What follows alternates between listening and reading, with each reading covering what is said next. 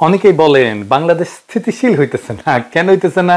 তার কারণ এক একজন এক এক রকম দেন, কিন্তু উত্তরটা খুবই সরল, জটিল কিছু না। আপনি এই ভূখণ্ডের ইতিহাস পর্যালোচনা করলে দেখবেন ইন্ডিয়া সব ধরনের সংঘাতের জন্য দায়ী বাংলাদেশে। এখন অনেকে কইবেন, দাদা আপনি কিছু হইলে ইন্ডিয়ারে ঠাইনা আনেন, দরকার থাকুক বা না থাকুক। কথাটা শুনে দেখেন, যে জিনিসটা বাংলাদেশকে অশান্ত কইরা রাখছে, আসলে মূল ব্যাপার, একদম মূল ব্যাপার, সেটা হইতেছে বাংলাদেশকে ইন্ডিয়া কি দেখতে চায় আর বাংলাদেশ কি হইয়া উঠতে চায়। এই দুয়ের দ্বন্দ্ব বাংলাদেশকে অশান্ত করে রাখছে। এইটা যতদিন ফয়সালা না হবে ততদিন এই অশান্তি যাবে না।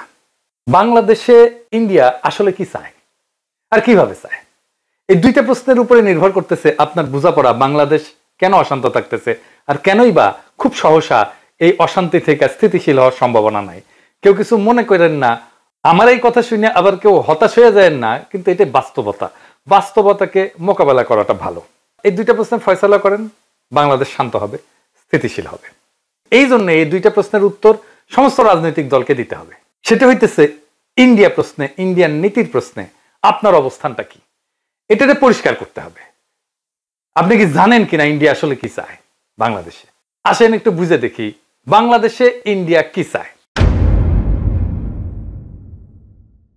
ইন্ডিয়া সেটাই চায় যা হাসিনা তারে দিচ্ছে, সোজা হিসাব। আর বাংলাদেশে হাসিনার মতো একটা সরকার চায় যে বাংলাদেশে নানা ইনস্টিটিউশনের মাধ্যমে বাংলাদেশকে একটা ভারতের অধীনস্থ করদ রাজ্য হিসেবে টিকায় রাখবে, রাষ্ট্র হিসেবে না, একটা রাজ্য হিসেবে। সেখানে নাগরিকরা ভোট দিতে পারবে না, রাষ্ট্রে কোনো ইনস্টিটিউট বা প্রতিষ্ঠান থাকবে না, আদালত থাকবে না, থাকলেও সেটা আজ্ঞাবহ, নির্বাচন কমিশন থাকবে না, থাকলেও সেটা আজ্ঞাবহ, যা বলবে সেটাই করবে, পুলিশিং থাকবে না। পুলিশিং মানে হবে ধরো, পিটো, মারো, খাও, ঘুষ খাও, এটাই হবে পুলিশিং। ব্যুরোক্রেসি থাকবে না, মানে একটা রাষ্ট্র হয়ে ওঠার জন্য যা যা দরকার তার কিছুই থাকবে না। সিভিল সোসাইটি থাকবে না, মিডিয়া থাকবে না স্বাধীন, এমনকি পেঁয়াজও তুমি উৎপাদন করতে পারবে না, করলেও আমদানি করতে হবে। তোমার দেশের ডাক্তারি বলে কিছু থাকবে না, তোমার রোগ হইলে চিকিৎসার জন্য ইন্ডিয়া যেতে হবে। আপনার দেশের জুই নারকেল তেল বিক্রি হবে না, যতই ভালো কোয়ালিটি হোক না কেন, প্যারাসুট চলবে। আপনার চাকরি হবে না বাংলাদেশে, এক্সিকিউটিভ আসবে ইন্ডিয়া থেকে। বিয়ার বাজার, ঈদের বাজার আপনি করতে যাবেন ইন্ডিয়ায়, ঈদ করবেন কিন্তু গরু কোরবানি দিতে পারবেন না। সি আপনি এত খারাপ, রক্ত পিপাসু, গরু কোরবানি দিতেছেন, পশুপ্রেমিক হয়ে যাবে সবাই। আপনি পায়জামা পাঞ্জাবি টুপি পড়তে পারবেন না, আপনি মাদ্রাসায় বাচ্চাকে পড়াইতে পারবেন না, আপনার মসজিদে ঢুকে পেটানো হবে। ফিলিস্তিনের আল আকসা মসজিদের মতো আপনার বাইতুল মোকাররমের চারপাশে থাকবে পুলিশের ঘেরাও, আপনাকে কাঁটাতারে ঘিরে রাখা হবে, তারপরেও নিয়ম করে আপনাকে মাইরা কাঁটাতারে ঝুলাই রাখা হবে বর্ডারে। আপনার নদীতে পানি আসবে না, কারণ সব নদীতে বাদ দিয়ে রাখবে আন্তর্জাতিক আইন অমান্য করে। বর্ষা আবার ভালোবেসে বাদ খুলে দিবে, বাসায় দিবে। আপনি চাষের পানি পাবেন না, ফসল ফলাইতে পারবেন না, নদী শুকায় যাবে, হাহাকার হবে, পানির স্তর নিচে নেমে যাবে। আপনি পাম্প বসায় পানি তুলবেন, এই কাজ করতে গিয়ে আপনি ভূগর্ভস্থ পানিতে মারণ বিষ আর্সেনিক মিশাই দেবেন। সেই আর্সেনিক আপনার জীবনী শক্তি পলে পলে নিঃশেষ করে দেবে। আপনার শিক্ষা প্রতিষ্ঠানগুলো ধ্বংস হবে, লেখাপড়া হবে না, আপনাকে পিটায় মেরে ফেলা হবে সারা রাত, কারণ আপনি 5 ওয়াক্ত নামাজ পড়েন। আপনি আওয়ামী লীগ করেন, ছাত্রলীগ করছেন, এটাই আপনার যোগ্যতা। এই যোগ্যতা বলে যে কটা সরকারি চাকরি তার সিংহভাগ আপনি নিয়ে নেবেন। আপনারে পড়ানো হবে আপনি আসলে অখণ্ড ভারতের অংশ। আপনি জানবেন মুসলমানরা আসলে বহিরাগত। আপনি কথা বলবেন, আপনাকে জেলে নেওয়া হবে, পিটানো হবে, ক্রস ফায়ারে মেরে ফেলা হবে, দেশ ছাড়া করা হবে, পেটের নাড়ি ভুড়ি বের করে সিমেন্টের স্ল্যাব বেঁধে নদীতে ডুবাই দেওয়া হবে, কোনোদিন আপনারে খুঁজে পাওয়া যাবে না। চলন্ত ট্রেনের নিচে ফেলে দেওয়া হবে হাত পা বেঁধে, নয়তো আয়নাঘরে বন্দি রাখা হবে বছরের পর বছর। এই আয়নাঘরের কোথাও না, আপনার ক্যান্টনমেন্টের মধ্যে। সবাই জানে, সব জেনারেল জানে, তারপরে ওইটা চলবে। কোনো কিছু বানায় বলা না, তাই না? সবকিছুই ঘটছে বাংলাদেশে। আর এইসবের কারণ আর কিছু না, কারণ একটাই, সেটা হইতেছে বাংলাদেশ একটা মুসলিম মেজরিটি দেশ। আর সেই বাংলাদেশ ভারতের মিথিক্যাল অতীতের অংশ, সে অখণ্ড ভারতের অংশ বাংলাদেশ। সেই অংশ সে ফেরত চায়, তার আগে তাকে পরিশুদ্ধ করে নিতে চায় তার জনগোষ্ঠীকে। কারণ এই জনগোষ্ঠী আগে হিন্দুই ছিল, তারা মুসলমান আগ্রাসনের ধর্মান্তরিত হয়েছে বলে তারা মনে করে। এদের পরিশুদ্ধ করতে হবে যেন মননে সে অখণ্ড ভারত মাতার সন্তান হয়ে ওঠে।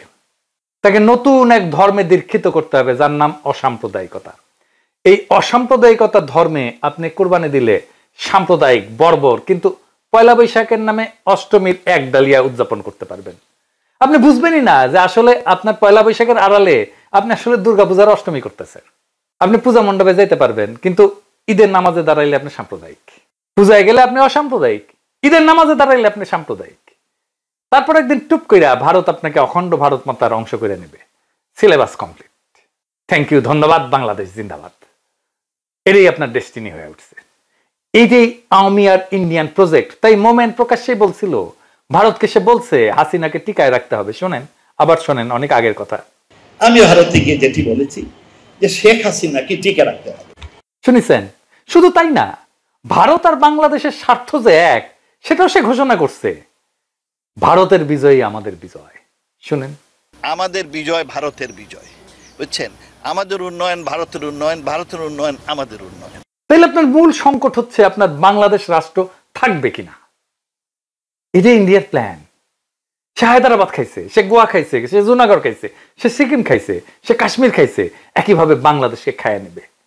সে তার অখণ্ড ভারতকে সম্পূর্ণ করবে, যেটা তার স্বপ্নে আছে, যেটা তার সংসদ ভবনে লাগাইছে, অখণ্ড ভারত। তাই বাংলাদেশের সার্বভৌমত্বের সংকট আপনার প্রধান সংকট, আপনার প্রধান আশঙ্কা মহাভারতে বিলীন হয়ে যাওয়ার আশঙ্কা। এই আশঙ্কাকে আমরা আসলে কিভাবে মোকাবেলা করবো? এখন প্রথমত আমাদের দেশের ভেতর একটা শক্তিশালী জাতীয় ঐক্য লাগবে। সেই জাতীয় ঐক্যের সম্ভাবনাকে সবসময় ধ্বংস করে দেয় ইন্ডিয়ানরা। আমি কাউকে উদ্দেশ্য করে বলতেছি না, কিন্তু আপনারা দেখছেন বৃহত্তর জাতীয় ঐক্য কারা নষ্ট করছে, যেটা 5ই আগস্টে তৈরি হয়েছিল, জুলাই আগস্ট বিপ্লবে তৈরি হয়েছিল। জাতির যে আকাঙ্ক্ষা কারা কিভাবে ধ্বংস করছে সেটা আপনারা দেখছেন। 2 নম্বর হতেছে রাষ্ট্রের প্রতিষ্ঠানগুলো পুনর্নির্মাণ করতে হবে, যেগুলো হাসিনা ভেঙে দিয়ে গেছে, যেটাকে সংস্কার বলতেছে প্রফেসর ইউনূসের সরকার। তার ফলে রাষ্ট্রের প্রতিষ্ঠানগুলো যে ধ্বংস করছে হাসিনা, তা পুনর্গঠিত হবে সংস্কার করলে। এই জন্য এত সংস্কার সংস্কার সংস্কার সংস্কার শোনা হচ্ছে। কোন সংস্কার করতে দিতে চাচ্ছে না কারা আপনারা জানেন? আপনারা দেখতেছেন সংস্কার করতে যে নির্বাচনে দেরি হইলে বাধা দিবে বিএনপি। এই বছরই নাকি সংস্কার সম্ভব, দিল্লি স্টারে মাহফুজ আনাম কইছে। কই থেকে আসছে? দিল্লি স্টারে মাহফুজ আনাম যখন লেখে, এটা কই থেকে আসে? এটা দিল্লি থেকে আসে। দিল্লি থেকে কয়া দেয়, মাহফুজ আনাম লিখে দেয়, চেপে দেয়। নির্বাচন বিএনপি কবে চাইছে? 2025-এর মার্চ এপ্রিলে, সেই 2024-এর ডিসেম্বরে চাইছে। আমি বেনে বেনে করছি না, দেখেন ডিসেম্বরে করছে আগামী 3-4 মাসের মধ্যে নির্বাচন চাই। এইটা সাহেব তারিখ দেখান। বিএনপির নেতারা কি ব্যাখ্যা দিবেন? 2025-এর এপ্রিলে কেন চাইছিলেন বা মার্চে কেন চাইছিলেন নির্বাচন? আপনি তো এখন ডিসেম্বরে চান নির্বাচন, মানে আপনি এখন কনভিন্স যে ডিসেম্বরের আগে নির্বাচন সম্ভব না। তাইলে মার্চ এপ্রিলে কেন চাইছিলেন? এটা কি খেলা পাইছেন ভাইজান? দেশের ভাগ্য নিয়ে, দেশের ভবিষ্যৎ নিয়ে খেলা এটা? সিরিয়াস চিন্তা না করে একটা কথা কয়ে দিবেন আপনি? তাহলে তো সিনিয়র নেতারা। আবার দেখেন বিএনপি স্পষ্ট করে বলছে, বর্তমানে দেশে আলোচিত প্রায় সব সংস্কার প্রস্তাবই আমাদের 31 দফায় অন্তর্ভুক্ত আছে, তার মানে সংস্কার করার দরকার নাই। এরা তারেক রহমান বলছেন নভেম্বরের 14 তারিখ 2024 রাষ্ট্র কাঠামো মেরামতের রূপরেখার 31 দফা ও নাগরিক ভাবনা শীর্ষক সেমিনারে বলছেন। খুব ভালো কথা, মেনে নিলাম যে এই 31 দফায় হইতেছে সংস্কার। তাইলে 31 দফায় তো সব সংস্কার আছে, তাই না? তারেক রহমানই তো কইছে, তাই তো বলছেন তারেক রহমান। এটা করতে কত টাইম লাগবে বিএনপির? বিএনপি এইটা বলছে তারেক রহমানের বক্তব্যের সপ্তাহ 3 পরেই, যে কত সময় লাগবে সংস্কার করতে। 3 থেকে 4 মাস লাগবে এই সংস্কার করতে। যে সংস্কারের আলাপ হইতেছে সেটাই 31 দফায় আছে, আর সেই সংস্কার করতে 3 থেকে 4 মাস সময় লাগবে বিএনপির কথায়। তাইলে বর্তমানে দেশে আলোচিত প্রায় সব সংস্কার প্রস্তাবই যদি বিএনপির 31 দফায় অন্তর্ভুক্ত থাকে, আর সেই সংস্কার করতে যদি 3 থেকে 4 মাস লাগে, তাহলে কি বিএনপি 31 দফা ক্ষমতা নেওয়ার 3 থেকে 4 মাসের মধ্যে বাস্তবায়ন করতে দেখাবে? পারবে? হুদাই একটা কথা বলে দিলেই হইল। যাই হোক, বাদ দেন। এরপরে আমাদের আর কি লাগবে? এটা খুব গুরুত্বপূর্ণ, আসেন এটা একটু বুঝে দেখি। এরপরে আমাদের লাগবে এমন একটা শক্তির বন্ধুত্ব যারা আমাদের সার্বভৌমত্বের রক্ষা কবচ হয়ে থাকবে। মানে ইন্ডিয়া যদি আমাদের অ্যাটাক করতে আসে, আমাদের পাশে কে দাঁড়াবে? কারা হইতে পারে সেই শক্তি? আমাদের খুব বেশি চয়েস নাই, কিন্তু কারা হইতে পারে বলেন? ওয়েস্ট, পশ্চিম। হ্যাঁ, এই পশ্চিম ভাই ইসলামোফোব দুনিয়া। আমেরিকা আমাদের ইন্ডিয়ার হাতে তুলে দিছিল, ভুলে যায় না, 1/11 করে। হাসিনার পুরা টাইম ওয়েস্ট 2 হাত তুলে হাসিনাকে সাপোর্ট দিছে, দেয় নাই? এমনকি হাসিনা যখন পাখির মতো মানুষ মারতেছিল বর্ষা বিপ্লবে, জুলাই আগস্ট বিপ্লবে, কেউ কিছু বলছে? বলে নাই। এই ওয়েস্টকে ইন্ডিয়া বুঝাইছে হাসিনাকে আমাদের দরকার, নয়তো ইসলামী জঙ্গিরা বাংলাদেশের দখল নিয়ে নেবে। তাই এই পশ্চিম সেটাই করবে যা ইন্ডিয়া চায়। ইন্ডিয়ার চাওয়াকে পশ্চিম সাপোর্ট করবে সব সময়। তাইলে আমাদের চয়েস একটাই, চীনের সাথে অর্থনৈতিক, সামরিক, রাজনৈতিক, কূটনৈতিক একটা দীর্ঘমেয়াদী সম্পর্ক তৈরি করা। এটা একটা অতি জটিল এবং বিপজ্জনক কাজ হবে। কেন বিপজ্জনক হবে?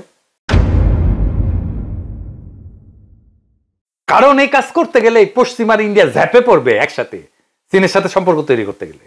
আমাদের প্রবল শক্তিশালী রাজনৈতিক ঐক্য লাগবে দেশের মধ্যে, আর তেমন জনপ্রিয় মেধাবী রাজনৈতিক নেতা লাগবে এই কাজ করার জন্য।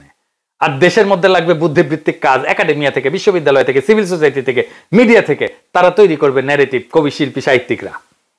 একমাত্র তখনই বাংলাদেশের ভবিষ্যৎকে রক্ষা করা যাবে সফলভাবে। মনে রেখেন, এই কাজটা যারাই অ্যাডভান্স করার সামর্থ্য রাখে তাদেরকে আগে আইডেন্টিফাই করা হবে, আর বাড়তে দেওয়া হবে না। এমন কাজ করার লোক কিন্তু বেশি হয় না, আপনারা জানেন। কিভাবে তাদেরকে বাড়তে দেওয়া হয় না, আমি আপনাদেরকে দুইটা এক্সাম্পল দেব, মাত্র দুইটা। ব্যারিস্টার মইনুল হোসেন চেনেন না? খুবই স্ট্রং ন্যাশনালিস্ট, মানিক মিয়ার ছেলে, এলিট ফ্যামিলির ছেলে, ব্যারিস্টার, উচ্চশিক্ষিত, এমপি ছিল তরুণ বয়সে, প্রখর রাজনৈতিক মেধার মানুষ। বাকশালের বিরোধিতা মুজিবের সামনে দাঁড়ায় করছে যে কয়জন বিরল ব্যক্তিত্ব, 2 বা 3 জন, তার মধ্যে সে একজন। কিন্তু সে বাংলাদেশের রাজনীতিতে একজন ফেনোমেন হয়ে উঠতে পারেননি, তাকে স্পেস দেওয়া হয়নি। সালাউদ্দিন কাদের চৌধুরী তীব্র একজন ন্যাশনালিস্ট নেতা, সাহসী নেতা, তারে তো ফাঁসি দিয়ে দেওয়া হইল। তাই আপনারা খেয়াল রাখবেন, বাংলাদেশের এলিট স্ট্যাবলিশমেন্ট যার পিছে লাগতেছে, মনে রাখবেন সে ইন্ডিয়ার লেজে পাড়া দিছে, তারে খাইয়া দিবে। সেই জন্য এটা একটা যুদ্ধ। আমরা যেটাতে আছি সেটা একটা যুদ্ধ। এই জন্য এটা শান্ত হইতে সময় লাগবে, যতক্ষণ পর্যন্ত না আপনি প্রবল শক্তিশালী হইয়া প্রতিপক্ষকে পরাজিত করতে না পারেন। মনে রাখেন, এই যুদ্ধ আমাদেরই।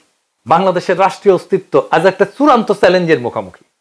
এটা শুধু ভারতীয় হেজিমনির বিরুদ্ধে না, এটা আমাদের ভবিষ্যৎ প্রজন্মের জন্য, আমাদের আত্মপরিচয়ের জন্য, আমাদের ভাষা, আমাদের স্বাধীনতার আত্মাকে রক্ষার জন্য এক অবিরাম যুদ্ধ। এই যুদ্ধ শুধু সীমান্তে না, এটা চিন্তায়, বুদ্ধিবৃত্তিতে, প্রশাসনে, বিশ্ববিদ্যালয়ে, অর্থনীতিতে, সিভিল সোসাইটিতে, আর প্রত্যেকটা নাগরিকের মনোজগতে। ভারত চায় বাংলাদেশকে একটা পরাধীন করদ রাজ্যে রূপান্তর করতে, তারে খাইয়া ফেলতে, যেখানে আপনি থাকবেন কিন্তু আপনার নাগরিকত্ব থাকবে না, যেখানে আপনার ভূখণ্ড থাকবে কিন্তু রাষ্ট্র থাকবে না। এই যুদ্ধের এক পাশে ভারত, তার গোয়েন্দা সংস্থা, দালাল রাজনৈতিক দল, তার পোষা মিডিয়া, সিভিল সোসাইটি, আর অন্য পাশে আমরা বাংলাদেশের মানুষ, যাদের কাছে এই ভূমি শুধু মাটি না, এটা আত্মমর্যাদা পরীক্ষার ময়দান। ভারতের বিরুদ্ধে এই লড়াই কোনো সামান্য কূটনৈতিক সমস্যা না, এটা একটা মহাকাব্যিক সংগ্রাম, যেখানে জয় পরাজয় শুধু রাষ্ট্রের ব্যাপার না, এটা আত্মারও ব্যাপার। এই যুদ্ধে জেতার জন্য দরকার জাতীয় ঐক্য, প্রাতিষ্ঠানিক সংস্কার এবং ভবিষ্যতের কূটনৈতিক রণকৌশল। দরকার চীনের সঙ্গে সাহসী জোট, দরকার একজন মেধাবী অকুতভয় নেতা, যিনি জাতিকে নিয়ে যেতে পারবেন সেই অনিবার্য সংগ্রামের শেষ প্রান্তে। দরকার জাগ্রত একাডেমিয়া আর নির্ভীক বুদ্ধিবৃত্তিক নেতৃত্ব, যারা ইতিহাসের দায় বুঝে আজকের প্রজন্মকে বুঝাতে পারবে আপনার আত্মপরিচয় আজকে আগ্রাসনবাদী ভারতের টার্গেট। মনে রেখেন, ভারত কখনো আপনাকে রাষ্ট্র হিসাবে মানেনি, মনে করছে সে আপনার হারানো অঙ্গ। এই অঙ্গ যে আবার জায়গা উঠছে, নিজের পরিচয় দাবি করছে, এটাই তাদের ভয়। তাই তারা হাসিনার বদলে আর একটা পুতুল সরকার আনতে চায়, যাতে বাংলাদেশ আর কখনো মাথা তুলে না দাঁড়াইতে পারে। কিন্তু ইতিহাসের চাকা ঘুরছে। আজ প্রশ্ন একটাই, আপনি কি এই চক্রান্তের বিরুদ্ধে দাঁড়াতে প্রস্তুত? আপনি কি আপনার স্বাধীনতা, আপনার ধর্মীয় অধিকার, আপনার আত্মপরিচয়, আপনার ভাষা আর আপনার স্বপ্নের বাংলাদেশকে রক্ষা করতে চান? তাহলে এই যুদ্ধ আপনারও। এই যুদ্ধ শুধু নির্বাচন বা সংস্কার নিয়ে না, এটা একটা জাতির আত্মার অস্তিত্ব রক্ষার লড়াই। আপনি যদি এই যুদ্ধে অংশ না নেন, তাহলে একদিন জেগে উঠবেন সেই রাষ্ট্রহীন, আত্মাহীন ভূখণ্ডে যার নাম একদিন ছিল বাংলাদেশ। এখনো সময় আছে, জায়গা ওঠেন, সংগঠিত হন, কারণ এইবার না পারলে আর কোনোবার আমরা পারবো না। বাংলাদেশ বাঁচলে আপনি থাকবেন, বাংলাদেশ গেলে শুধু আপনি শুধু নামে থাকবেন, নাগরিক থাকবেন না। এটা আপনার যুদ্ধ, এটা আপনার সময়, এটা আপনার নিয়তি রচনা করার শেষ সুযোগ। আসেন আমরা আগে যাই সেই ইস্পাত কঠিন ঐক্য গইরা, সেই ইতিহাস রচনা করতে, সেই অনিবার্য বিজয়ের পথে। ইতিহাস অপেক্ষা করতেছে। ইনকিলাব জিন্দাবাদ।